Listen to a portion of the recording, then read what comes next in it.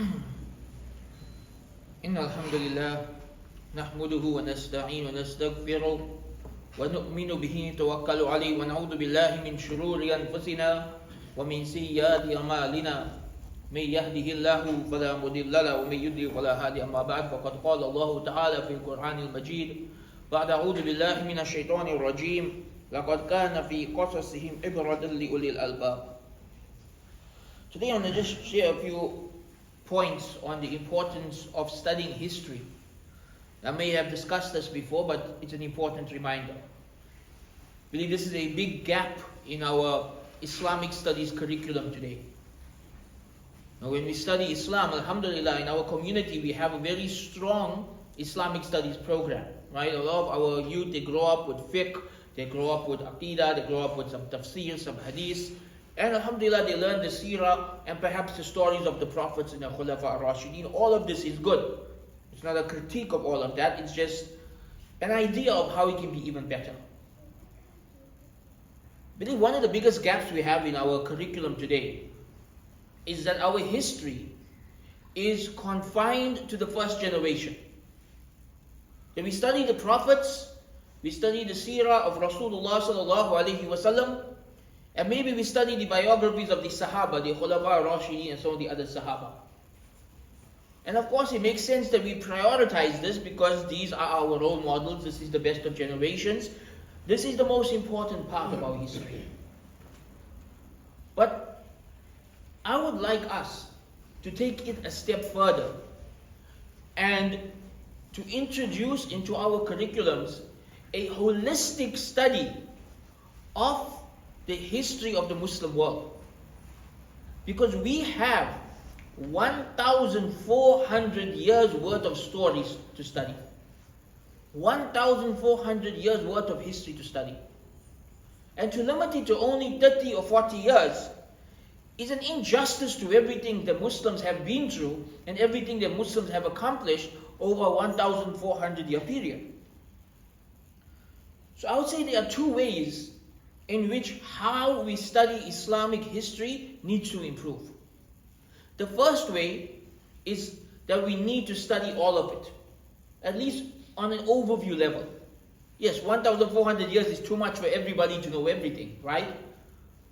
But we should introduce into our curriculums a level of history that the average young Muslim, they know about the Ottomans, they know about the Abbasids, they know about Islamic Spain, they know about the Delhi Sultanate, they know about the Mughals of India. They are familiar with these names, they are familiar with these histories. So we should expand our curriculums to include all of these parts of our history, all of these legacies, all of these dynasties. The second way in which we need to improve our history is that we need to move away from this methodology of just memorizing names and dates. A lot of young people complain that history is boring. And I say, no, history is not boring the way you thought history is boring. Right? It's not history that's boring, it's the way that it's being taught. Because if all that's being taught about history is on what date did this person born, on what date did that battle happen, what's the name of this individual, what was his father's name, what was his grandfather's name, it can't get boring. It can't get repetitive. We need to switch to the Quranic method of history. It's a very interesting difference between how the Quran tackles history and how the Bible tackles history. It's a very interesting difference. In the Bible, history is again in this long form, right? You've got full genealogies, every detail of the story. It takes up a lot of space and doesn't always get to the point. The same stories in the Quran are very short, very straightforward, and almost always laser focused on a lesson. For example, Surah Yusuf. The same story, which is a few details different, is mentioned in the Bible.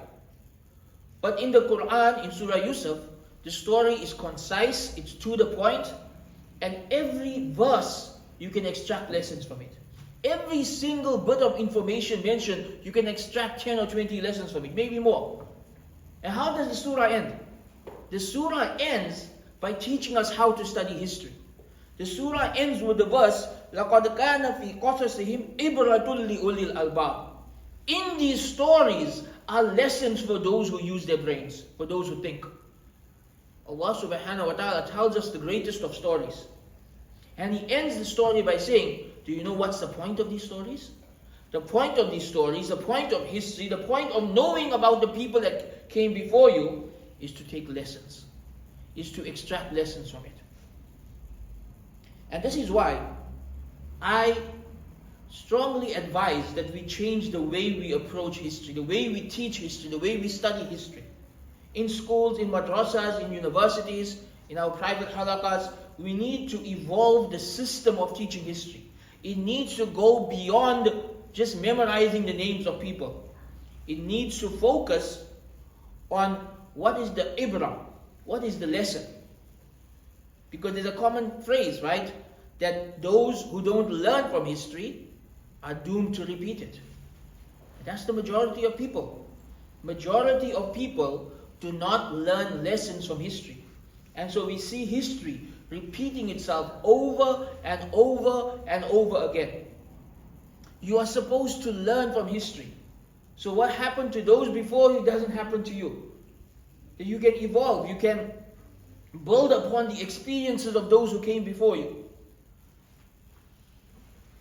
As a small case study, I want to take just a random figure from history that you probably never heard about and show you how you can extract lessons from the life of any person in Muslim history instead of just memorizing names and dates. We go back about 500 years ago to the time of the Ottoman Empire. A scholar by the name of Abu Sud Effendi was promoted to the status of Sheikh al-Islam. Sheikh al-Islam at that time is the Grand Mufti of the Ottoman Empire. Now let's look at an interesting lesson we can take from the life of Abu Sud Effendi. Abu Sud Effendi becomes the Sheikh al-Islam of the Ottoman Empire at a time when nobody's sticking to that job. It's just too overwhelming, right? To put it in context, at that point in time, the Ottomans are in their golden age. Suleiman the Magnificent is the Khalifa. The Ottomans are the most powerful empire on earth with over 25 million people. How many fatwa requests do you think the Shaykh al-Islam would be getting a day at a time like that? It's overwhelming, right? So what happens was somebody will become Shaykh al-Islam, after a year they will quit. Somebody else becomes Shaykh al-Islam, after 8 months they quit. It's just too much work. Nobody knows what to do with it. So Abu Sud Effendi, who was a friend of Suleiman the Magnificent, they grew up together, and he was one of the chief military qadis of the time. He's offered a role by Suleiman. And he realizes very early that if he doesn't do things differently, he's going to be overwhelmed by the work just like the people who came before him. So he develops a system. He develops a system of handling fatwa that radically changes the way it's done from that point onwards. He does 3 things. Number 1, he hires assistants. So he doesn't have to do all the work himself. He delegates a lot of the work to his assistants. He has about 2 or 3 assistants, right? Number 2, he develops a template for fatwa. He develops a template for fatwa. So every question coming in, hundreds of questions coming in from across the empire, his assistants will take each question, reword it according to the template, and then hand it to him.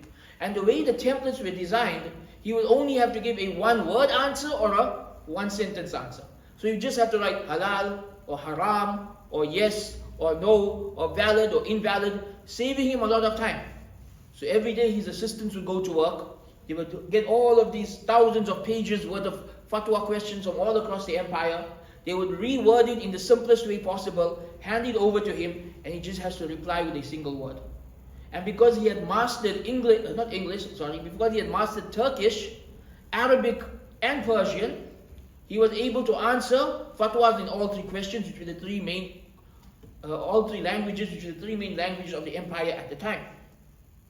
The third thing he did is he set up official office hours from Fajr to Zuhr every day.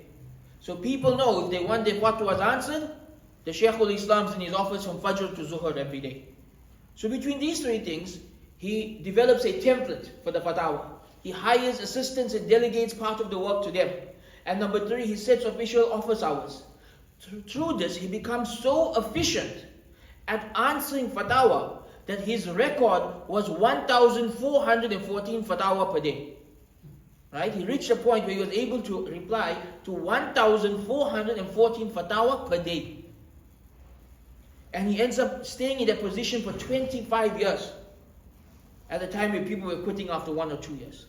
So I took a completely random point in our history, a completely random person. What can you learn from his life? You can learn time management. You can learn systems of time management from him. Delegation, automation. You can learn about developing templates. You can learn about setting office hours, about being strict with your hours, about problem solving. And that's just one random person from history. Now imagine if we go into the biographies of thousands of people throughout history, how many more lessons can we take? If we can actually go and pick up the biographies of the people of the past and study their lives, how much more lessons can we learn? Instead of just memorizing that Abu Suud Effendi was Sheikh al-Islam from this year to that year. Why not actually study a man's life and see what he did with his life and what lessons you can take from that? So I just mentioned this one example to give you an idea of how history should be studied. History is about ibrah, it's about lessons. You take lessons so you don't have to make the same mistakes of the people before you. You take lessons so you can repeat the successes of the people before you. History is like having access to the life experience, the collective life experience of thousands of people. How can that be boring? How can that be a waste of time? Now, history is very important. And so I highly recommend that we all take time to study our history properly. And I highly recommend that we make an effort to improve the history curriculums in our schools, in our madrasas, in our communities, and that we start moving away from just memorization and we start focusing on the ibrah. What did you learn from the story? That should be the key to history. Whether it's seerah, whether it's the Khulafa Rashideen, whether it's what comes later, the focus should always be on the ibrah. What lesson can you take from this history? And if we do this, then we will once again reconnect with the people of the past. And we will, once again, our history will come alive for us. And it will have a positive impact on ourselves and our own lives. Wa akhiru da'wana and alhamdulillahi rabbil alameen.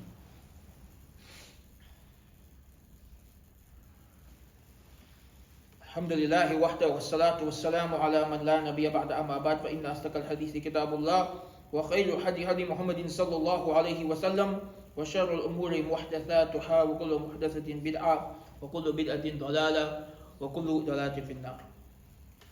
One of the key lessons that every Muslim needs to learn from their history, and through which every Muslim should view their history, is the following sentence, the following line. Our religion is divine. Our history is human. It's a very important lesson to internalize. Our religion is divine. Our religion is perfect. It is from Allah subhanahu wa ta'ala. It is the best of religions. It is the true religion. It is perfection. Right? Our history is human. Our history is human. A lot of people, the mistake they make is when they study history, they think it's going to be all glorious. When they study history, they think it's only going to be good things. When they study history, they think it's only going to be awliya and ulama. Right? No, that's a part of our history.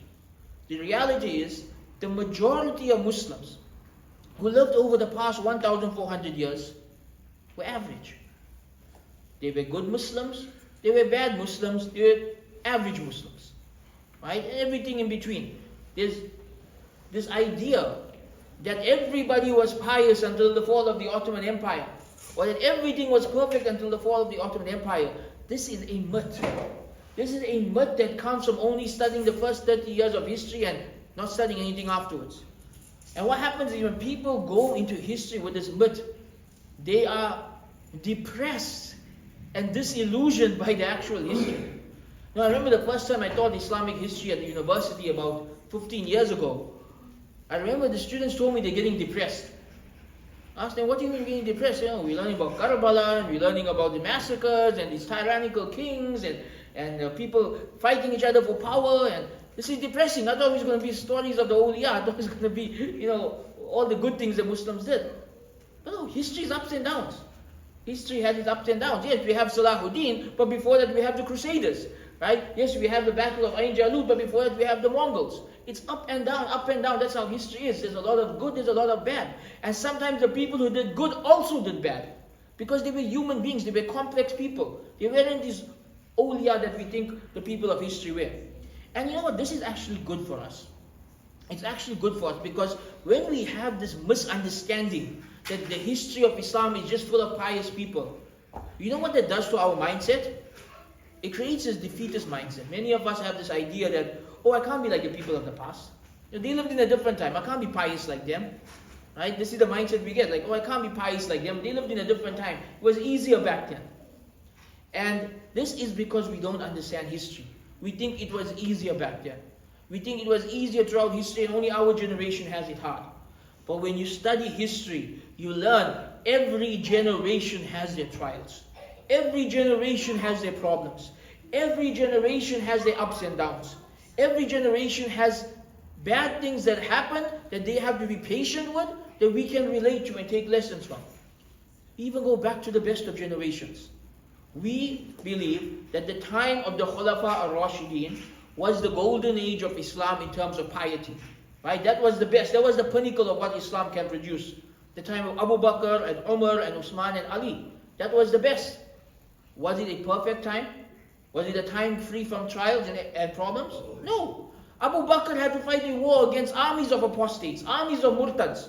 He had to fight a war against them. Umar radiallahu anhu in his time had to deal with plagues, had to deal with droughts. He was killed in the masjid while he was the imam of salah. Uthman radiallahu anhu had to deal with a rebellion. He was killed in his house in Dhul Hijjah during the days of Hajj by Muslims. Ali radiallahu anhu had to deal with civil war. Why? Because life is a test. Every generation has their test. There is no perfect point in history. There won't be any perfect point in history. This idea of a utopia is a myth. This is not what Islamic history is about. It's not about utopia. It's about dealing with the real world and dealing with real problems. And what happens is when you realize that the people of the past dealt with trials similar to us, and they faced similar tragedies to us, but they still managed to move forward. They still managed to build their iman. They still managed to be the best versions of themselves. You can relate to them. You know, they're more human to you. You can relate to them. You feel like, okay, I can try to be like him. I can try to follow in his footsteps. Let's go back to the example I mentioned in the first khutbah, right? I said we choose a random example from history. Abu Suud Effendi. So I said Abu Suud Effendi was the Sheikhul Islam in the golden age of the Ottoman Empire, living in Istanbul in one of the best of times and one of the best of places. We think his life's all perfect, right? Well, guess what? Abu Suud Effendi's eldest son, who was a Maulana or a Sheikh, got into bad company in his 30s, became a drug addict, and died from an overdose. In the Ottoman Empire 500 years ago. Why do I mention this? Because we think these things only happen in our time. We think, oh, if I lived in the past, something like this would never happen. We think, oh, this is only our generation has these problems. No, Allah tests you, Allah tests every generation. We need to get over this idea that at the time of the Ottomans things were perfect, or at the time of the Abbasids things were perfect, or even at the time of the Sahaba things were perfect. No, every generation has their tests, every generation has their tragedies. And that actually makes history more relatable to us. Because now someone who's dealing with that tragedy can look at this historical example and say, hold on, maybe I can be like him. Maybe I can handle it the way he did. Maybe I can get through it the way he did. You can now relate to a historical figure because you see the human side of history. And then we take lessons from history. So this to me is one of the most important parts of history. We have to be realistic. And we have to understand our history is human. Bad things happened. Bad things happened by Muslims to Muslims. Right? That's our history. There are many times in our history where Muslims killed Muslims. Sometimes over the trivialest of things. Things that we can't even think about. Two people are arguing over whether the Quran is created or not created, and one kills the other. Right? Things that our mind doesn't even go there. Like, why were people talking about this, leave alone killing each other over it? But these things happen. We need to be realistic about history. So, the main points I want us to take today is number one, we need to learn our history. It's important that we understand the history of Islam as much as we can. Number two is that we take lessons from history, both the good and the bad. When good things happen, we take lessons. When bad things happen, we take lessons. Right? There's lessons from both parts of history. Some parents think they need to hide the bad history from their children, right? To protect them from it. And in doing so, you're not preparing them for the challenges of life. You're not preparing them for what's to come. No, you have to tackle the good and bad of history. Number 3, the third main lesson that we take today is that our history is human. Don't go into history thinking it's only going to be pious stories. Don't go into history thinking it's only going to be nice and happy things. Every person whose life you study will have good, will have bad, will have tests, will have tragedies. That's the way of the world. That's the way of the world. And that's the way history is meant to be studied, because that's when you actually can connect with people on a human level and say, wow, this guy really went through something and he still ended up passing the test. Inshallah, I can follow in his footsteps. So let us make an effort to revive the study of history, to go deeper into extracting lessons from history, and to be honest about our history. Because if we do this, then we'll inshallah be able to connect better with those who came before us. And when we are honest about our history, we are more likely to take lessons from those who came before us, compared to those who just study the good parts and the stories that sound nice, and they ignore those parts of history that make them uncomfortable. And if we do this, then inshallah, we will be able to revive the proper methodology of studying history in line with the Quranic teachings, that in stories of the past there is ibrah, there is lessons for ulil albab, the people who use their intellect. History is meant to be studied by ulul albab, by the people of intellect. So let us be from the people of intellect. ربنا آتنا في الدنيا حسنة وفي الآخرة حسنة وقنا عذاب النار ربنا هب لنا من أزواجنا وذرياتنا قرة أعين واجعلنا للمتقين إماما سبحان ربك وسلام على المرسلين والحمد لله رب العالمين.